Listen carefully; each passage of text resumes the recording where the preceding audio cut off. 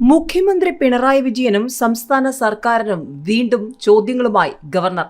വിവരാവകാശ കമ്മീഷണർമാരുടെ നിയമനം സർക്കാർ നിർദ്ദേശം അംഗീകരിക്കാതെ ഗവർണർ വിശദീകരണം തേടിയെന്ന റിപ്പോർട്ടുകൾ. വിവരാവകാശ കമ്മീഷണർമാരുടെ നിയമനത്തിൽ സർക്കാരിന്റെ നിർദ്ദേശം അംഗീകരിക്കാതെ ഗവർണർ ആരിഫ് മുഹമ്മദ് ഖാൻ 3 കമ്മീഷണർമാരുടെ നിയമനത്തിലാണ് ഗവർണർ കൂടുതൽ വിശദീകരണം തേടിയത്. പട്ടികയിൽ ഉൾപ്പെട്ടവർക്കെതിരെയുള്ള പരാതികളാണ് ഗവർണറുടെ നടപടിക്ക് കാരണം എന്നാണ് പ്രാഥമിക വിവരം. മുഖ്യമന്ത്രിയും നിയമമന്ത്രിയും പ്രതിപക്ഷ നേതാവും ഉൾപ്പെട്ട സമിതിയാണ് ഈ പേരുകൾ ശുപാർശ ചെയ്തത്.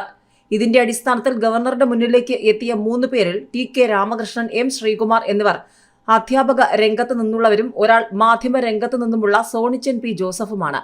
ഇവരുടെ ലിസ്റ്റ് ഗവർണർക്ക് മുന്നിൽ എത്തിയതു മുതൽ ലിസ്റ്റിൽ ഉൾപ്പെട്ടവരെപ്പറ്റി സാമ്പത്തിക ക്രമക്കേടുകളടക്കം നിരവധി പരാതികളാണ് ഗവർണർക്ക് ലഭിച്ചത്.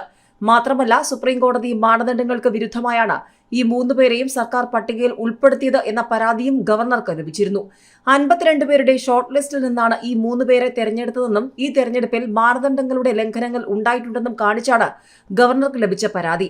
വളരെയധികം പരാതികൾ ലഭിച്ചതിന്റെ അടിസ്ഥാനത്തിലാണ് ഗവർണർ ഈ പേരുകൾ മടക്കി അയച്ച് സർക്കാരിനോട് പരാതികളിൽ വിശദീകരണം ചോദിച്ചിരിക്കുന്നത്.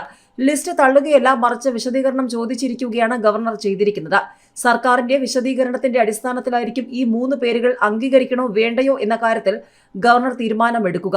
മുഖ്യ വിവരാവകാശ കമ്മീഷണറായി ബി. ഹരിനായരെ നിയമിച്ചുകൊണ്ടുള്ള സംസ്ഥാന സർക്കാരിന്റെ ശുപാർശ കഴിഞ്ഞ ദിവസം ഗവർണർ അംഗീകരിച്ചിരുന്നു.